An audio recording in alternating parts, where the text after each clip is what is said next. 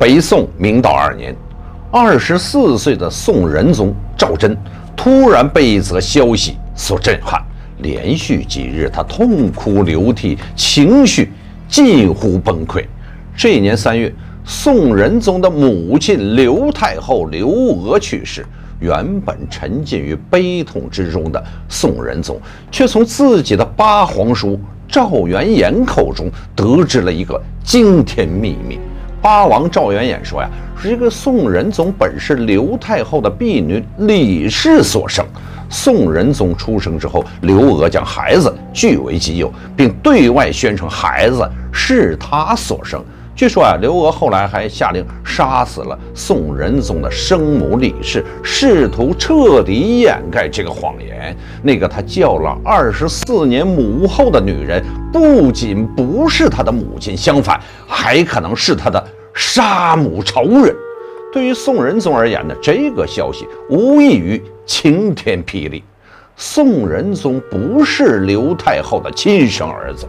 这则让宋仁宗感觉五雷轰顶的消息，其实啊，在当时的朝野内外已经是广泛流传，成了北宋朝廷一个公开的秘密。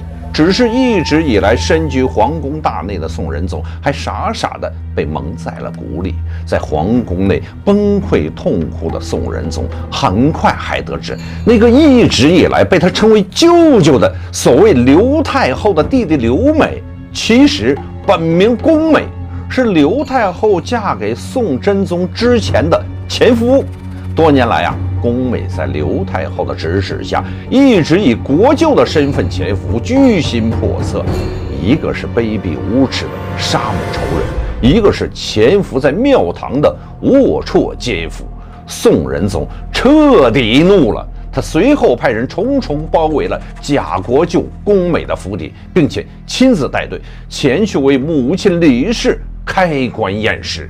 这位北宋皇帝眼下是悲愤交加，但他显然又疑窦重重。他不知道的是，有关他的身世之谜将在后世激起怎样的波澜。狸猫换太子的故事给包拯断案又添上了神奇的一笔。其实啊，狸猫换太子这个故事真假混杂，但是在史书记载中，确实宋仁宗赵祯并非刘太后所生，而是刘太后的婢女李氏和宋真宗所生的儿子。刘太后刘娥是个有私心且诡异的女人。刘娥呀，原本是一个低级军官的女儿，由于父母早逝，孤苦无依，刘娥呀很小的时候就嫁给了一个名叫宫美的银匠。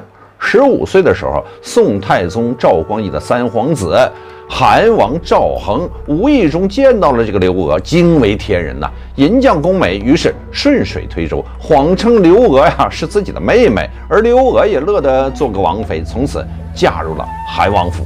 至道3年，韩王赵恒登基为帝，成为北宋的第3任皇帝宋真宗。刘娥随后跃升为了皇妃，而银匠宫美啊，则被自己的前妻以兄长的身份召入宫中，成为权势显赫的国舅爷。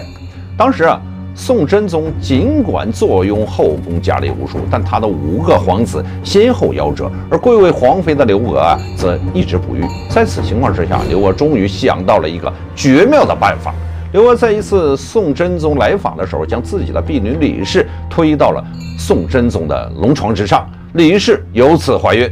北宋大中祥符3年，24岁的李氏生下了儿子赵祯。这就是后来的宋仁宗。然而问题来了，生母李氏会因此母凭子贵吗？皇妃刘娥接下来会如何操作？她会杀掉李氏吗？